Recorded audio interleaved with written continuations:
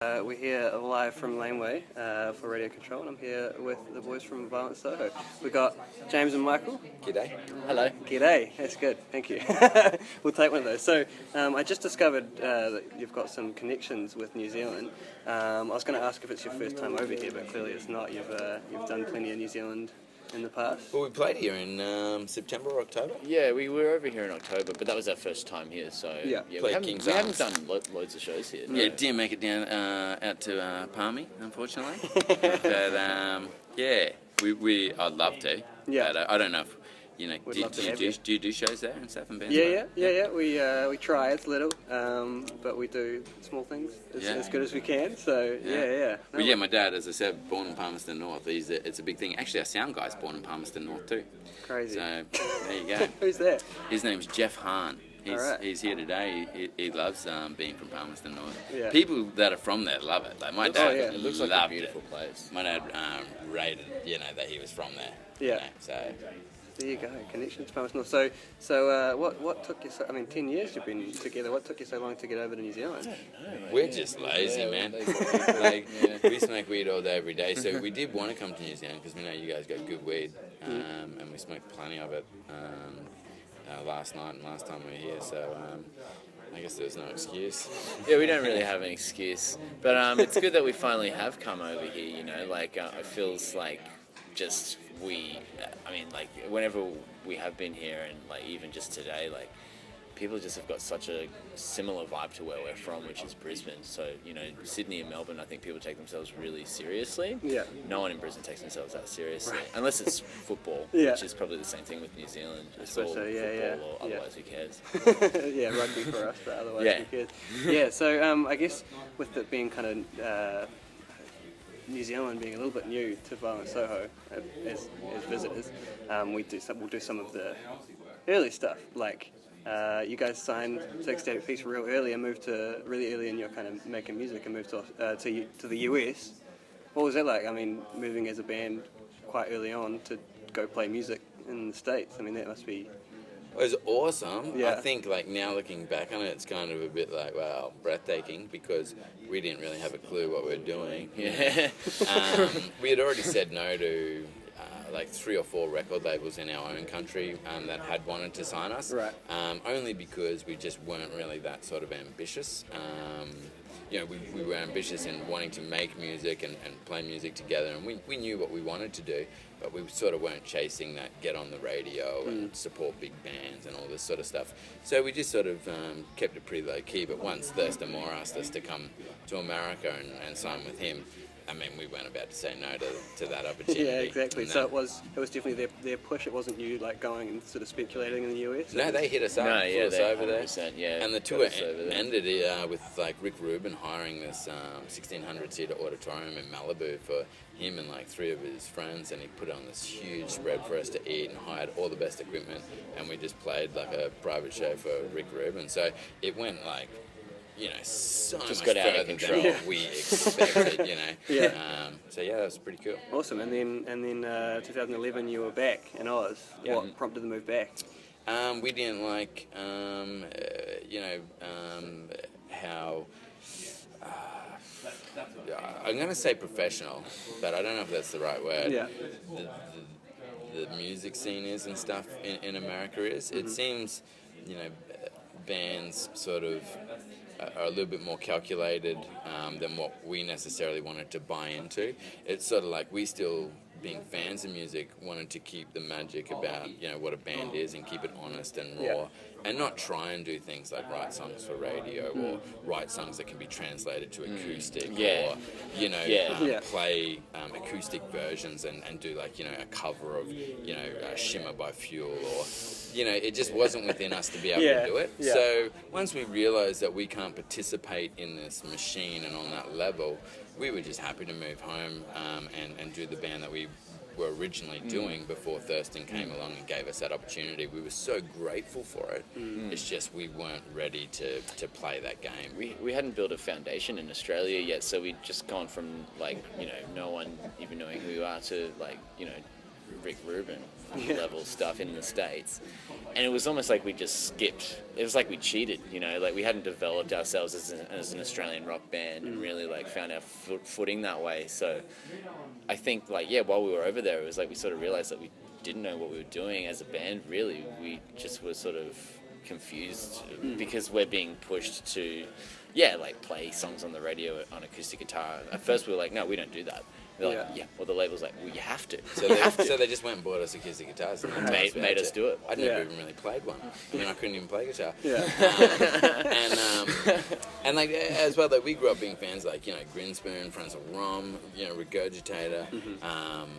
Lots of bands that in Australia are, you know, well known in Australia, and so because we love that, we just like, well, let's just go home and stick to what we know, and you know, best case scenario, you know, we might get to do what those sort of bands do, especially Friends of Rom. You know, they're still a band today that releases awesome music and still tour constantly. So that was sort of just what was in our mind, and we moved home really not even knowing if we would do another album, I guess. Right.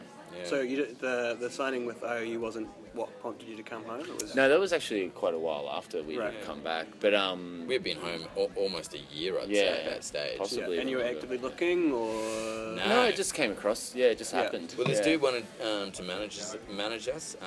We really liked the idea of him managing us because he managed a few bands that were quite popular without radio play, and because we didn't want to focus on being played on the radio, but we still wanted to play to lots of people, we're like, he's perfect. Yeah. And then he was mates with Johan, who owned IOU, and our manager's name's Nick Yates, and then that just sort of happened. And then after all that, we ended up on the radio, which is the most bizarre part of it all. So. Full circle, Yeah, and it's cool, like, I mean, because the people that we work with are all just friends, like, you know, Johan, who, runs IOU, was literally our manager's best friend. Right. So we just knew him because we would hang out with him. Yeah. And then when it came to, like, putting out some music, he's like, well, do you want to put it on my label? And we're like, yeah, all right, you're cool. And so that's how it happened. And some of our good friends, DZ Death Race, who we had grown up with, was already signed to them. So yeah, it just made lots of sense. Seemed like, it's a good fit, and he was young at the time. I mean, he's still young, but he's younger than us. So it's nice, like, being on a label where the label boss is like 5 years younger than you. You know what I mean? It's really like a boss. He fresh just and understands, like,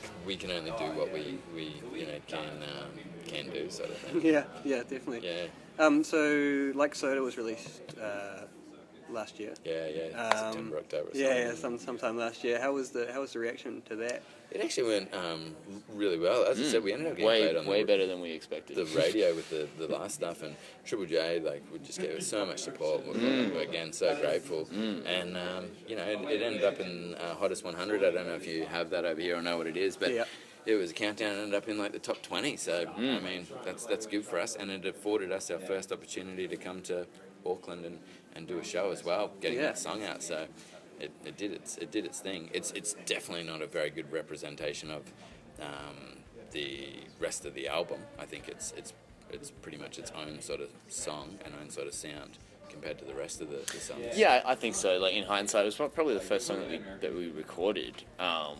And I mean, the album's sort of developed.